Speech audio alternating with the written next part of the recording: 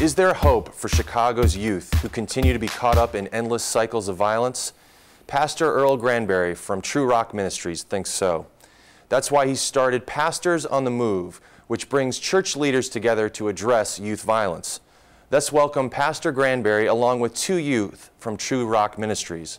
Enrique Silva is a student at Tinley Park High School, while Brianna Sullivan attends Chicago Military Academy, Bronzeville.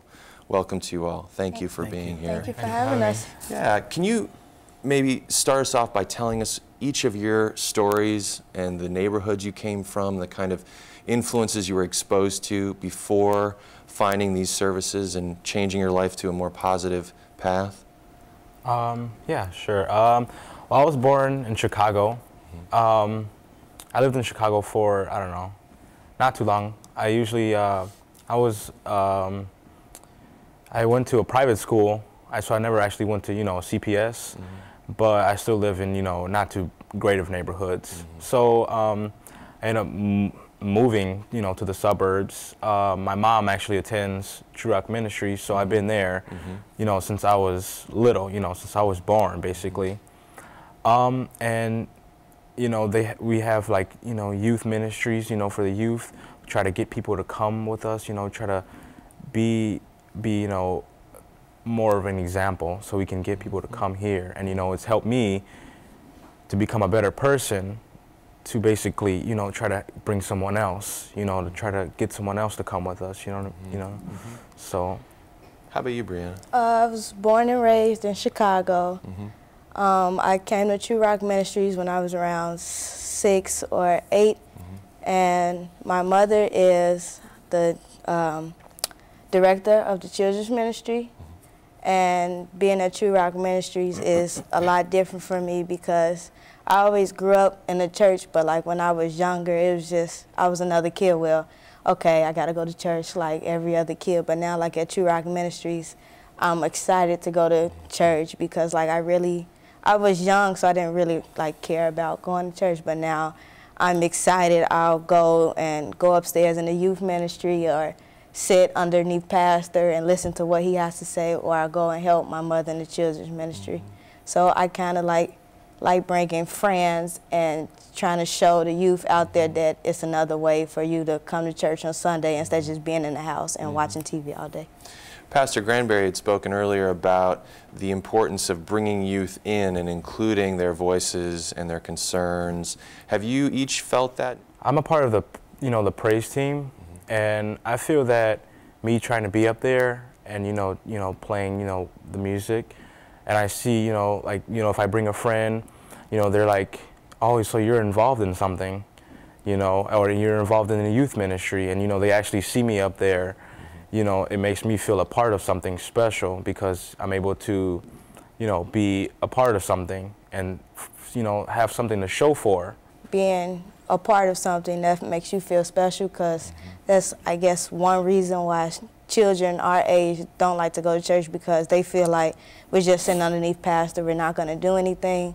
But like we're a part of the youth ministry, and like the youth ministry has things like we do plays, and we'll do a service where 1 or 2 of us will preach, and somebody like Ricky said, he does the drums and things like that. So it feels great to be a part of something, and the more you do it, the more you want to do it, and the more it's better for you and helps your personality grow. Pastor Grandberry, you have obviously been involved with these young people's lives for quite some time now. What has it been like for you to witness their kind of transformation and seeing your work pay off in 2 fantastic young people with bright futures? You notice they said that they're involved. Now let's take a trip. Let's go down a bad neighborhood. You're going to see 2 guys standing on the corner. Those guys are going to be watching for the dope dealer. Now why are they doing that? They're involved. The killing, they're expressing something. They're speaking. But we as parents, when we see the children doing that, we talk bad about them, then try to find out, what are they saying? They're saying, I'm hurting. When they cuss you, you're not my mother. They're hurting. And they'll do something, and following the leader. You can look at 5 guys. You can see that 5 of them really don't want to be there. They have nothing else to do. So when we get them to the church, like I've been on television 21 years. These guys are the ones that do the props. They hold the cameras. So when they bring their friends in, whoa, look at Bree. Oh, whoa, look at Rick. He's running the camera.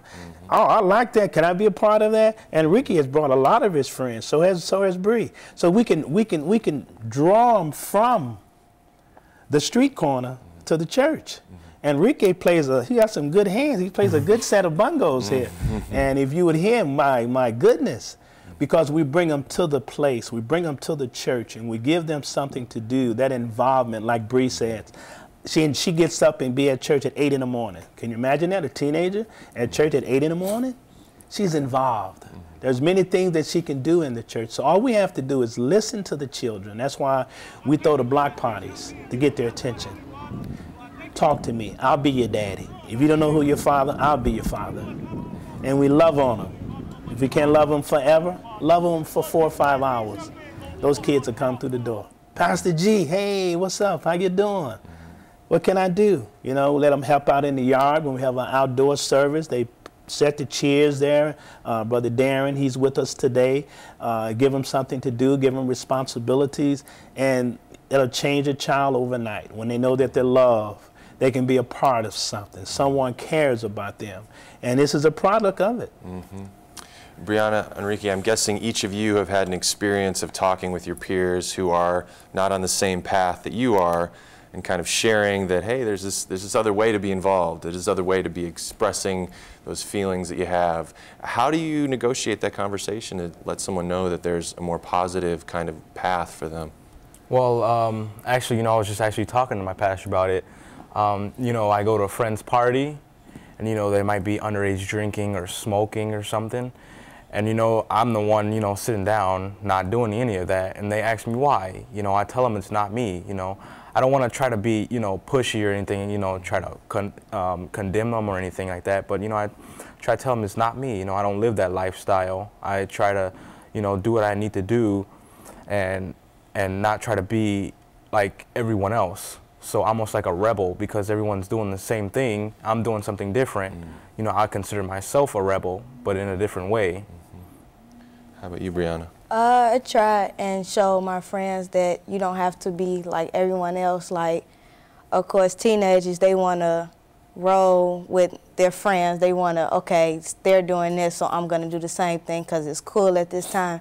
But I try to show them that you can be a Christian, you can go to church and still do it. But the thing is, you have to realize, is this the right choice? Do I want to do this, or do I want to go down this road with my friends who are on the way to maybe going to jail or something like this? I try and show with the way that I act that this is who I am. This is my personality, and yeah, I'm gonna be friends with you, and I'm gonna sometimes go with you, but I'm not gonna go down the same road that you might be going down.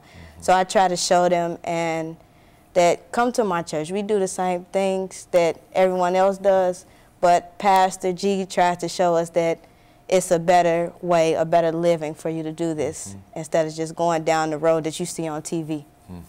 Pastor Grandberry, I'm sure you've seen this firsthand, the power of peer influence. How do you encourage the youth involved with the program to reach out to someone that maybe has only seen violence and drugs and gangs as an option, to say, maybe there is another way? Mardell was here before, but he kind of kept it to himself. Mardell's parents is not here. Mardell is here by himself. His auntie is raising him. But you see the confidence he has? He learned that in the Word of God, in the church. We love him. Today, he got the bucket. We call the bucket because he made the honor roll. It's a moving experience to see the positivity in that, huh?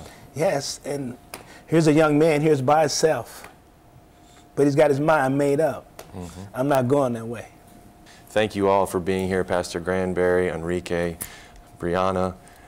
I'm Bo River. For Different Drummers, keep the faith.